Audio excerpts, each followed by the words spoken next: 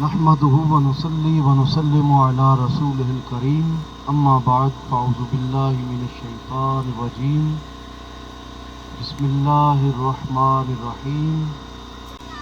برادران اسلام، سب سے پہلے میں آج کی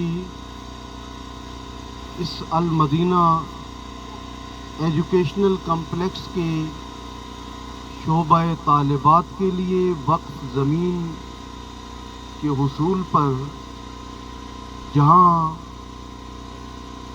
اپنے بھائی علامہ افتخار احمد چشتی صاحب کو مبارکباد پیش کروں گا، وہیں آپ سب اہل علاقہ کو بھی دل کی گہرائیوں سے مبارکباد ہو۔ یقیناً حضرت علامہ صاحبزادہ افتخار احمد چشتی صاحب آپ تو ناروے میں ہوں گے، لیکن یہاں جن بچوں اور بچیوں نے تعلیم حاصل کرنی ہے وہ آپ کے اور ہمارے ہوں گے۔ دنیا کے اندر جس قوم نے بھی ترقی کی ہے وہ اس نے تعلیم کی بنیاد پر حاصل کی ہے۔ نالج از پاور، علم طاقت ہے، جس کے پاس جتنا علم زیادہ وہ انسان اتنا ہی بڑا ہوتا ہے۔ ہم نے جس دین کا کلمہ پڑھا ہے، اس دین کی جو پہلی وحی ہے اس کا آغاز اقرا سے ہوتا ہے، پڑھیے۔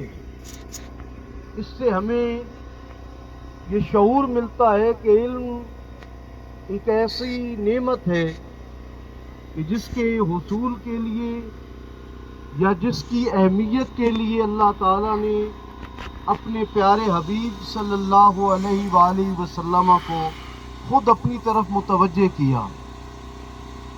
غزوہ بدر میں جب 70 کے قریب کفار قیدی بن کر لائے گئے، آقا کریم صلی اللہ علیہ وآلہ وسلم نے انہیں قید سے آزادی کے لیے جو طریقہ تجویز کیا وہ یہ تھا کہ جو تم میں پڑھے لکھے ہیں وہ میرے صحابہ کو علم سکھا دیں، انہیں قید سے آزادی مل جائے گی۔ اب یہ تعلیم قرآن کی نہیں تھی، کافروں کے پاس وحی کا علم تو تھا نہیں، حدیث کا بھی علم نہیں تھا، لیکن جو مروجہ علوم تھے ان سے وہ آگاہ تھے۔ علم کی اتنی اہمیت تھی آقا کی نظر میں کہ حضور نے فرمایا، اے کفار، جو تمہارے پاس زمانے کا علم موجود ہے وہ میرے صحابہ کو سکھا دو، ہم تمہیں آزاد کر دیں گے۔ آقا کریم نے ارشاد فرمایا، اطلب العلم من المہد الی اللحد، لوگوں ماں کی گود سے قبر کی گود تک علم حاصل کرو۔ علم فرمایا، اطلب العلم لو کان بالصین، علم حاصل کرو چاہے وہ چین کے اندر ہی کیوں نہ ہو۔ ایک صحابہ کرام علیہم الرضوان کی جماعت ایسی بھی تھی کہ جنہیں اصحاب صفا کے نام سے پکارا جاتا تھا، جو صبح سے لے کر شام اور شام سے رات گئے تک ان کا کوئی اور کام نہیں ہوتا تھا سوائے اس کے کہ آقا کریم تشریف لاتے اور وہ حضور سے اکتساب فیض علم کی صورت میں کرتے، صحبت کی صورت میں کرتے، دیدار کی صورت میں کرتے۔ ان کی زندگی کی ساری جمع پونجی وحی کا علم حاصل کرنا، ترجمہ و تفسیر اور معارف قرآنی کا حصول تھا۔ یا حضور نبی کریم جب بھی کوئی کلام فرماتے وہ اپنے سینے میں اسے محفوظ کر لیتے۔ ایک دن حضرت ابو ہریرہ رضی اللہ تعالیٰ عنہ عرض کرتے ہیں، یا رسول اللہ، صبح سے لے کر شام تک آپ کی کچہری میں بیٹھتا ہوں، جو یاد کرتا ہوں بھول جاتا ہے، حضور کچھ کرم فرمائیں، نگاہ فرمائیں۔ میں بیٹھتا اس نظریے سے ہوں کہ مجھے بھی علم کی خیرات میرا دامن بھی علم سے بھرپور ہو جائے۔ آقا کریم نے ارشاد فرمایا، ابسط ردا آقا، اے میرے ابو ہریرہ اپنی چادر کو پھیلاؤ۔ حضرت ابو ہریرہ نے اپنی چادر پھیلائی، حضور نے یوں آسمان میں ہاتھ پھیلایا اور پھر پتہ نہیں کس چیز کو پکڑا اور اس چادر کے اندر ڈال دیا اور پھر فرمایا اسے سینے سے لگا لو۔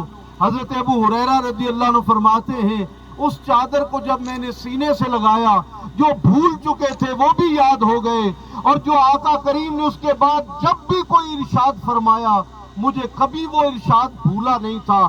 صحابہ کو بے چینی رہتی تھی، صحابہ کو جو ہے وہ جستجو رہتی تھی ہر وقت کہ کوئی نہ کوئی ایک بات ہم آقا کی زبان سے سنیں، حضور نبی کریم ہمیں کو اللہ کا فرمان سنائے، حضور نبی کریم کو ہمیں اللہ کی بات سمجھائے۔ نبی کریم صلی اللہ علیہ وآلہ وسلم نے جس ہستی کو اپنا وارث بنایا تھا، جنہیں فرمایا کہ من کنت مولا ہو فہذا علی مولا ہو، لوگوں جس کا میں مولا ہوں اس کے علی مولا ہے۔ جب علی سے پوچھا گیا اے علی آپ نے علم کیسے حاصل کیا، مولا علی شیر خدا فرماتے ہیں لوگوں میں نے اپنے نبی سے علم ایسے حاصل کیا جیسے پرندہ اپنے بچے کو چوگ دیتا ہے۔ آپ دیکھیں جانور بھی آپ نے پالے ہوں گے، وہ بھی اپنے بچوں کو کچھ نہ کچھ کھلاتے پلاتے ہیں، لیکن وہ کھاتے ہیں، منہ میں چباتے ہیں، پھر ڈالتے ہیں، لیکن پرندہ جیسے دانہ اٹھاتا ہے ویسے ہی اپنے بچے کے منہ میں ڈال دیتا ہے۔ اور حضرت مولا کائنات فرماتے ہیں جیسے مصطفیٰ کو اللہ سے کلام الہی ملتا تھا، فیضان الہی ملتا تھا، حضور مجھے ویسے ہی عطا فرما دیتے تھے۔ آقا نے اسی لیے فرمایا لوگوں انا مدینۃ العلم وعلی بابھا، میں علم کا شہر ہوں، علی اس کا دروازہ ہے۔ انا مدینۃ الحکمت وعلی بابھا، میں علم کا شہر ہوں، علی اس کا دروازہ ہے۔